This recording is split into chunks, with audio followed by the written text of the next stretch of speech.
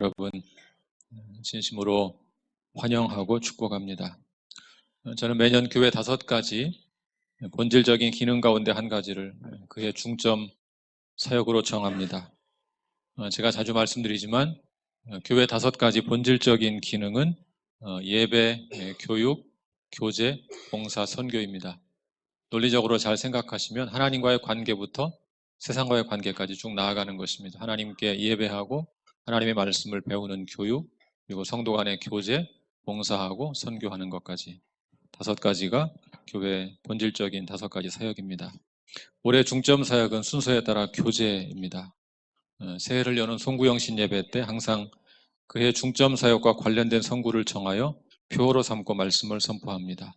올해 송구영신 예배 때 선포한 표어는 히브리서 10장 24절 말씀, 서로 돌아보아 사랑과 선행을 격려하라 는 말씀입니다. 앞에 보이시나요? 서로 돌아보아 사랑과 선행을 격려하라. 저는 한편 길어서 어떻게 쓸까 했더니 머리를 써서 서로 돌아보아를 작게 위에 처리하고 사랑과 선행을 격려하라 이렇게 잘 만들었습니다. 이 표어에 반영된 것처럼 우리의 중점 사역은 교제입니다. 교제를 헬라어로 코이노니아라고 하는데요. 이 헬라어의 코이노니아는 매우 광범위한 뜻을 가지고 있습니다. 우리말로 대표적으로는 교제라고 번역하지만 문맥에 따라 다양하게 번역될 수 있습니다. 이 코이노니아의 뜻을 정확히 이해하려면 실제로 그 단어가 쓰인 여러 문장들을 문맥에 따라 살펴보아야 합니다. 각각의 용례를 상세하게 살펴보면 비로소 코이노니아의 온전한 뜻이 파악됩니다. 2019년 새해를 시작하면서 앞으로 당분간 주일 예배 때는 올해 중점 사역인 교제에 맞추어 코이노니아라는 주제로 설교하려고 합니다. 작년에 말씀드린 것처럼 한 달에 한 번은 신약 각 책별 강해를 계속하도록 하겠습니다. 아마도 셋째 주, 매월 셋째 주마다 그렇게 하지 않을까 싶습니다. 이 코이노니아라는 주제의 시리즈 설교를 준비하기 위해 제가 신약 성경에 나오는 코이노니아라는 단어를 낱낱이 찾아보았습니다. 그 말씀들을 연관되는 것들끼리 묶어서 앞으로 다양한 주제의 코이노니아에 대해서 말씀을 드리려고 합니다. 주님과 코이노니아, 또 교회 코이노니아, 성도의 코이노니아, 복음의 코이노니아, 성찬의 코이노니아, 또 침례의 코이노니아, 연보의 코이노니아, 이런 다양한 주제의 코이노니아에 대해서 말씀을 드리려고 합니다. 이 시간을 통해 우리 교회가 성경적인 의미에서 코이노니아가 무엇인지 바르게 알고 실천할 수 있기를 간절히 사모합니다. 오늘은 첫 시간으로 주님과 코이노니아하라라는 주제로 말씀을 드리겠습니다. 오늘 본문의 말씀은 영적 성장의 원리를 우리에게 잘 보여주고 있습니다. 영적 성장은 우리 하나님께서 주도하시는 일입니다. 성경적 용어로 표현하자면 영적 성장은 하나님의 은혜로 이루어집니다. 그런데 영적 성장이 하나님의 은혜로 이루어진다고 말하면 많은 성도들이 이런 질문을 합니다. 영적인 성장이 은혜로 이루어진다면 우리가 할 일은 무엇입니까? 영적인 성장이 은혜로 이루어진다면 내가 할 일은 무엇입니까? 오늘 본문은 이 문제에 대하여 좋은 해답을 제시하고 있습니다. 오늘 본문은 영적 성장이 어떻게 시작되어 자라가고 또 완성되는가 하는 것을 우리에게 보여줍니다. 그리고 그 과정에서 이 코이노니아가 어떤 역할을 하는지 잘 가르쳐 주고 있습니다. 자, 그렇다면 영적 성장은 어떻게 시작되어 진행될까요? 먼저 영적 성장은 하나님의 은혜로 시작되고 진행됩니다. 우리 본문 4절 말씀을 한번 같이 읽어볼까요? 본문 4절의 말씀 우리 다 같이 읽겠습니다. 시작. 그리스도 예수 안에서 너희에게 주신 하나님의 은혜로 말미암아 내가 너희를 위하여 항상 하나님께 감사하노니. 바울은 고린도 전서를 시작하면서 고린도 교회 성도들을 위하여 항상 하나님께 감사한다고 고백합니다. 그 이유는 고린도 교회 성도들에게 주신 하나님의 은혜 때문입니다. 여기서 은혜는 단순히 구원의 은혜만을 가리키지 않습니다. 이 말씀에서 은혜는 구원의 은혜와 아울러 성도들이 매일 누리는 영적 은사들을 포괄적으로 가리킵니다. 영적인 출생과 성장은 모두 이렇게 하나님의 은혜와 은사를 통해 이루어집니다. 여기서 기억해야 할 것은 은혜와 은사는 모두 전적으로 우리 하나님께서 주도하신다는 사실입니다. 고린도 교회 성도들은 이 은혜와 은사를 풍성히 경험했습니다. 우리 5절 말씀도 같이 읽어보겠습니다. 5절 말씀 시작. 이는 너희가 그 안에서 모든 일 곧 모든 언변과 모든 지식에 풍족함으로 고린도 교회 성도들에게는 두 가지 은사가 풍족하다고 했습니다. 두 가지 은사가 무엇입니까? 첫째는 모든 언변과 그랬죠. 또 두 번째는 모든 지식의 풍족함으로. 언변이 풍족하였고 지식이 풍족했다 그랬습니다. 언변이란 말은 방언, 예언과 같은 언어를 통해 전달되는 은사들을 가리킵니다. 지식이라는 말은 지식의 말씀과 같은 그런 은사를 가리킵니다. 나중에 바울은 후반부에서 12, 13, 14장에서 은사의 오용과 남용에 대해서 강하게 비판했습니다. 1장에서 언변과 지식이 풍족하다고 칭찬한 바울이 후반부에서는 은사의 오용과 남용을 비판하고 있습니다. 이런 사실 때문에 어떤 이들은 여기서 언변과 지식이 풍족하다고 칭찬한 것을 역설적인 조롱의 표현이라고 생각하기도 합니다. 그러나 바울은 지금 조롱하는 차원에서 은사의 풍성함을 말하는 것은 아닙니다. 바울은 은사 자체의 소중함과 은사의 오용을 엄격하게 구분하고 있습니다. 오늘 말씀은 은사 자체에 대한 감사를 표현합니다. 후반부에서 비판하는 것은 은사 자체가 아니라 은사의 오용에 대한 것입니다. 은사의 오용이 벌어진다고 해서, 은사가 오용된다고 해서 은사 자체를 비하하는 것은 바른 태도가 아닙니다. 오늘날 이와 유사한 일이 종종 벌어집니다. 어떤 사람이 방언의 은사를 오용하면 방언 자체를 폄하하는 사람들이 나타납니다. 그것은 바른 태도가 아닙니다. 은사의 오용을 비판할 때도 은사 자체는 존중할 줄 알아야 합니다. 왜냐하면 그 은사들은 우리 영적 성장을 위해 하나님께서 주신 것이기 때문입니다. 은사를 바르게 이해하는 것은 매우 중요한 일입니다. 왜 그렇습니까? 6절을 보시면 그 이유를 알 수가 있습니다. 우리 6절 말씀 같이 보겠습니다. 6절 말씀 시작. 그리스도의 증거가 너희 중에 견고하게 되어. 여기서 그리스도의 증거는 바울이 예수 그리스도를 증거한 것을 가리킵니다. 바울은 고린도 교회 성도들에게 예수 그리스도를 증거했습니다. 그런데 그것이 이제 견고하게 되었습니다. 여기서 견고하게 되었다는 말은 확증되었다는 말입니다. 원문을 보면 확증되었다는 말이 수동태로 되어 있습니다. 그렇다면 누가 그것을 확증했겠습니까? 우리 하나님께서 확증하셨습니다. 하나님께서 어떻게 확증하셨을까요? 하나님께서 고린도 교회 성도들에게 은사를 풍성하게 부어주심으로 바울의 복음 전파가 참된 것임을 확증하셨습니다. 은사는 이렇게 복음이 참된 것임을 확증해주는 표지일 수 있습니다. 그러므로 은사를 바르게 이해하는 것은 매우 중요한 일입니다. 자, 지금까지 우리는 영적 성장이 어떻게 시작되고 진행되는가를 살펴보았습니다. 영적 성장은 하나님의 구원의 은혜로 시작되고 성령의 은사를 통해 진행됩니다. 은혜와 은사는 모두 삼위일체 하나님께서 주도하시는 것입니다. 그런데 여기서 한 가지 의문이 생깁니다. 그렇다면 영적 성장이 시작되고 진행될 때 우리가 할 일은 무엇일까요? 우리 7절을 한번 같이 볼까요? 7절 말씀.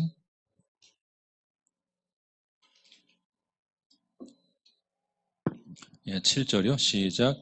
너희가 모든 은사에 부족함이 없이 우리 주 예수 그리스도의 나타나심을 기다림이라. 하나님은 이미 고린도 교회 성도들에게 부족함이 없는 은사를 주셨습니다.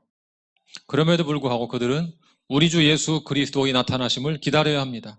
그 말은 이미 모든 것이 완성된 것처럼 교만하게 살지 말라는 뜻입니다. 영적 성장은 하나님의 주도로 이루어집니다. 우리가 주도하는 것이 아닙니다. 다만 우리가 할 일은 이미 완전히 이루어진 것처럼 교만하지 않고 겸손히 더욱 은혜를 사모하는 자세로 살아가는 것입니다. 고린도 교회 성도들은 하나님께서 주신 은사를 내세우며 교만했습니다. 하나님이 선물로 주신 것임에도 불구하고 마치 자신들이 특별한 존재인 것처럼 자기를 자랑했습니다. 그것은 결국 교회를 어지럽게 하고 교회에 분란을 일으켰습니다. 은사를 풍성하게 받은 사람은 하나님의 은혜에 감사하는 마음으로 그 은사를 사용하면서 겸손히 더욱 큰 은혜를 사모해야 합니다. 그럴 때 영적으로 더욱 성장하게 될 것입니다.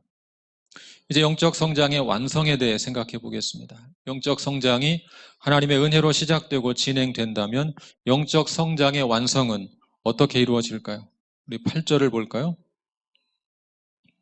8절 말씀 시작. 주께서 너희를 우리 주 예수 그리스도의 날에 책망할 것이 없는 자로 끝까지 견고하게 하시리라. 자, 영적 성장의 시작과 진행이 하나님의 주도 아래 하나님의 은혜로 이루어진다면 영적 성장의 완성도 역시 마찬가지입니다. 영적 성장의 완성도 역시 하나님께서 그 은혜로 주도하십니다. 여기서 우리 주 예수 그리스도의 날, 이 말은 예수께서 영광 가운데 재림하여 우리의 구원을 완성하실 날을 가리킵니다. 주님께서는 우리를 그날에 책망할 것이 없는 자로 세우실 것입니다. 책망할 것이 없다. 그 말은 법적으로 아무런 잘못이 없다는 말입니다. 만약 그날에도 여전히 책망할 것이 있다면 우리는 심판을 면하지 못할 것입니다. 그래서 주님은 우리를 책망할 것이 없는 자로 만드시기 위해 우리를 견고하게 끝까지 세우십니다. 이 말씀의 강조점은 그리스도 예수의 날까지 견고하게 하는 힘이 우리에게 있지 않다는 것입니다. 그 일은 오직 우리의 하나님께서 주도권을 잡고 이루어 가실 것입니다.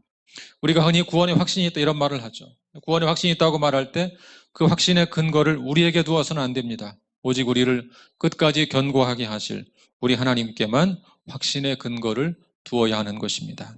인간은 전적으로 부패한 존재입니다. 거듭난 이후에도 인간의 죄성은 완전히 사라지지 않습니다. 여전히 우리는 자주 죄의 유혹에 넘어집니다. 그런데 오늘 말씀은 주께서 우리를 그리스도의 날에 책망할 것이 없는 자로 끝까지 견고하게 하실 것이라고 말씀하고 있습니다. 도대체 어떻게 우리와 같이 부패한 자들을 책망할 것이 없는 자로 세우신다는 말입니까? 예수를 믿은 후에도 여전히 자주 유혹에 빠져 넘어지는 우리를 도대체 무슨 수로 책망할 것이 없는 자로 세우신다는 것입니까? 오늘 본문의 9절 말씀은 그런 우리의 질문에 답을 주고 있습니다. 9절을 같이 보겠습니다. 9절 말씀 시작. 너희를 불러 그의 아들 예수 그리스도 우리 주와 더불어 교제하게 하시는 하나님은 미쁘시도다. 이 9절 말씀을 원어 성경으로 보면 9절의 첫 문장은 하나님은 신실하시다. 하나님은 신실하시다라는 것입니다. 어순 때문에 우리말 번역에서는 하나님은 미쁘시다, 신실하시다 그 말이 제일 뒤에 있지만 헬라어 성경에서는 제일 앞에 있습니다.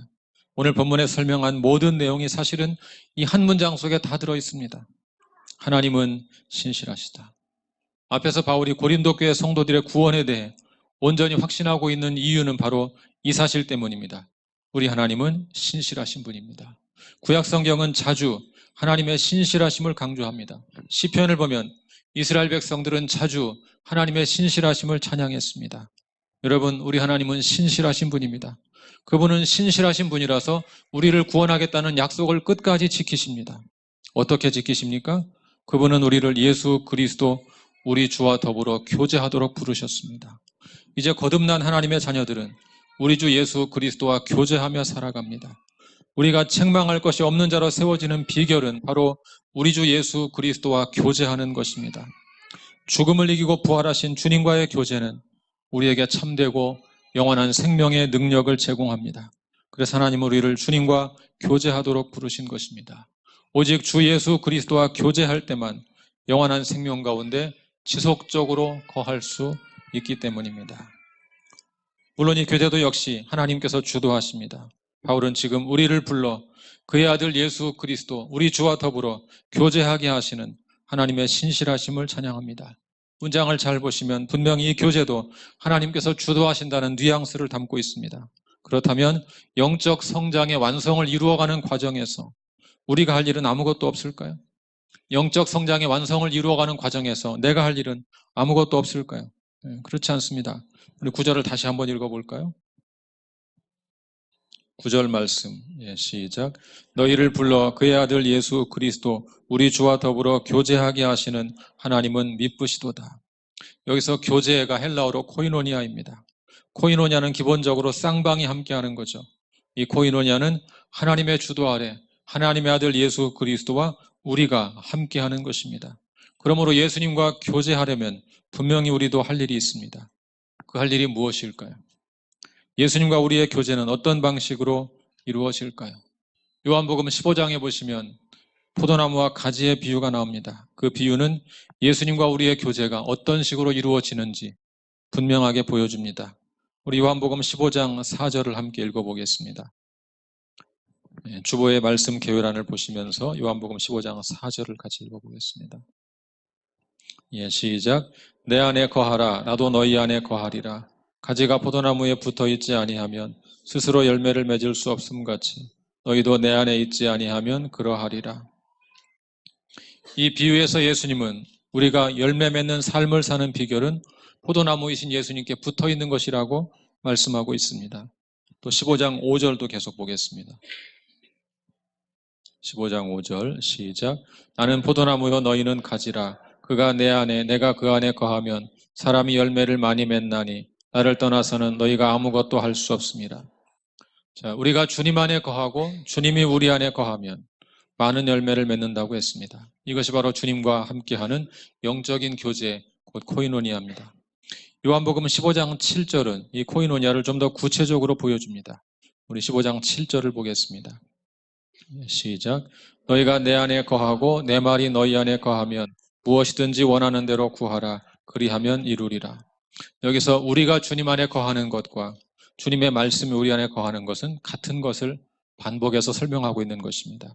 우리가 생명력 있는 삶을 사는 비결은 주님 안에 거하는 것밖에 없습니다. 그렇다면 주님 안에 거하려면 어떻게 해야 하겠습니까? 우리가 주님 안에 거하는 길은 주님의 말씀을 우리 안에 거하게 하는 것입니다. 다시 말해서 날마다 주님의 말씀을 묵상하며 그 말씀대로 순종하는 삶을 사는 것입니다. 그런 자들은 포도나무이신 예수님께 붙어서 하루하루 사랑의 열매를 맺게 되어 있습니다.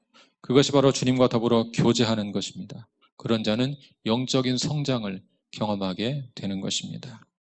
요한계시록 3장 20절에도 비슷한 말씀이 나옵니다. 우리 한번 같이 읽어볼까요? 계시록 3장 20절. 시작. 볼지어다 내가 문 밖에 서서 두드리노니 누구든지 내 음성을 듣고 문을 열면 내가 그에게로 들어가 그와 더불어 먹고 그는 나와 더불어 먹으리라. 이 말씀은 라오디게아 교회를 향해 주신 말씀입니다. 라오디게아 교회는 입에서 토해버리고 싶을 정도로 타락하여 역겨운 삶을 살고 있었습니다. 주님은 그런 자들을 향해 회개를 촉구하십니다. 그 다음에 하신 말씀이 바로 지금 인용한 말씀입니다. 라오디게아 교회가 다시 회복하여 영적으로 성장하는 길, 그것은 한 가지밖에 없습니다. 바로 주님과 더불어 먹는 삶, 곧 교제하는 삶을 회복하는 것입니다. 타락한 교회가 다시 일어서는 길은 주님과 코이노니아 하는 것밖에 없습니다. 영적 성장의 완성을 향해 나아가려면 주님과 코이노니아하게 힘써야 합니다. 주님과 코이노니아 하면 주님께서 우리의 죄를 드러내어 회개하게 해주십니다. 그런 과정을 통해 영적으로 점점 성장해 가는 것입니다. 앞에서 말씀드렸지만 인간은 전적으로 부패한 존재입니다. 거듭난 후에도 그런 악한 본성은 완전히 사라지지 않습니다. 우리는 여전히 악한 유혹에 넘어집니다. 그런데 하나님은 그런 우리를 책망할 것이 없는 자로 끝까지 견고하게 세워주겠다고 말씀하십니다. 어떻게 우리와 같은 자를 책망할 것이 없는 자로 세우십니까? 그 비밀은 바로 우리를 불러 그의 아들 예수님과 교제하게 하는 것입니다. 바울은 그 사실을 생각하면서 감탄하듯 외칩니다. 하나님은 신실하시구나. 하나님은 참으로 신실하시구나. 우리 하나님은 신실하신 분입니다. 우리를 구원하겠다는 약속을 반드시 지키십니다. 그래서 우리를 주님과 교제하는 자리로 부르십니다. 우리 요한복음 21장 12, 13절도 같이 보겠습니다. 요한복음 21장 12, 13절 시작. 예수께서 이르시되 와서 조반을 먹으라 하시니 제자들이 주님이신 줄 아는 고로 당신이 누구냐 감히 묻는 자가 없더라. 예수께서 가셔서 떡을 가져다가 그들에게 주시고 생선도 그와 같이 하시니라. 부활하신 예수님은 갈릴리 바다로 물고기를 잡으러 떠난 제자들을 찾아 가셨습니다. 바닷가에서 숯불에 물고기를 구워놓고 제자들을 초청하십니다. 와서 조반을 먹으라. 와서 조반을 먹으라. 그리고 제자들에게 떡과 생선을 주셨습니다. 떡과 생선을 주시는 예수님의 모습은 오병이어 사건을 떠올리게 하죠. 예수님은 오병이어 5,000명을 먹이신 후에 이렇게 말씀하셨습니다. 나는 생명의 떡이니 내게 오는 자는 결코 줄이지 아니할 터이요 나를 믿는 자는 영원히 목마르지 아니하리라. 나는 하늘에서 내려온 살아있는 떡이니 사람이 이 떡을 먹으면 영생하리라. 내가 줄 떡은 곧 세상의 생명을 위한 내 살이니라. 그 말씀들을 생각하면 디베랴 호숫가에서 예수께서 떡과 생선을 주신 것은 다시 한번 자신이 생명의 떡임을 일깨우고 있는 것입니다. 제자들은 지금 예수님께서 구워주신 떡을 먹고 있습니다. 동시에 그들은 하늘에서 내려온 생명의 떡, 부활하신 예수님을 직접 실물로 보고 있습니다. 이전에도 그분이 생명의 떡이란 사실을 알았지만 이제 부활하신 주님을 보면서 더욱 실감하게 되었습니다.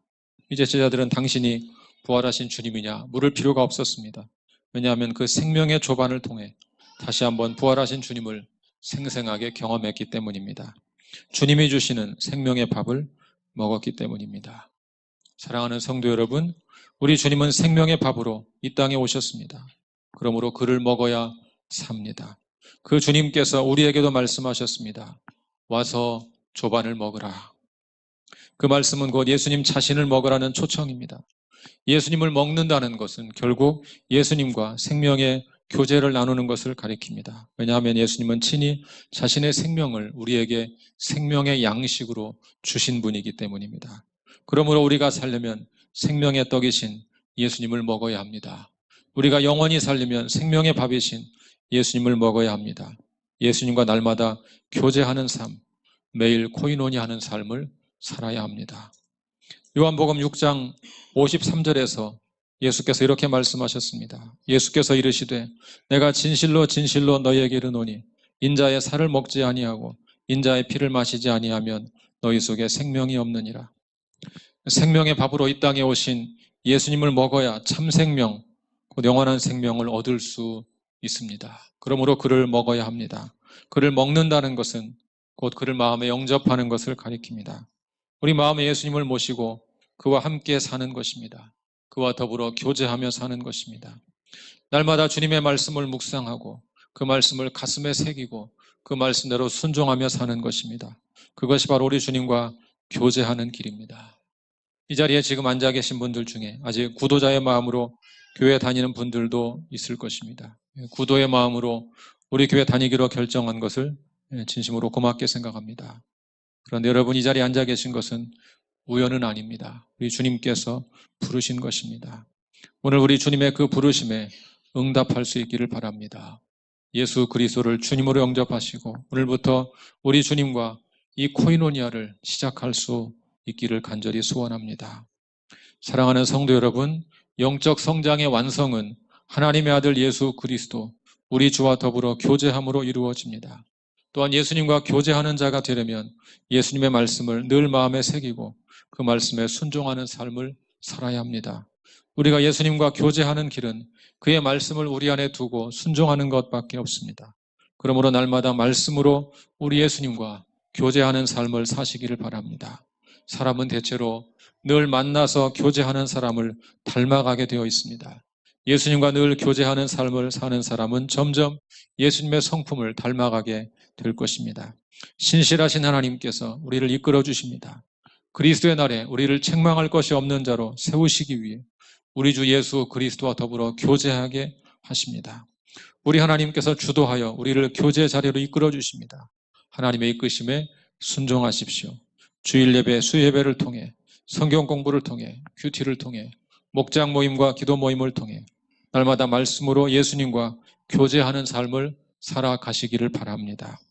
그렇게 우리에서 하나님의 인도하심에 순종하여 예수님과 교제하는 삶을 살면 장차 그리스도의 날에 우리를 책망할 것이 없는 자로 끝까지 견고하게 세워주실 줄로 분명히 믿습니다. 사랑하는 여러분, 2019년 한 해 동안 아니 일평생 우리 주님과 날마다 코이노니하며 사시기를 우리 주님의 이름으로 간절히 축원합니다. 같이 기도하겠습니다.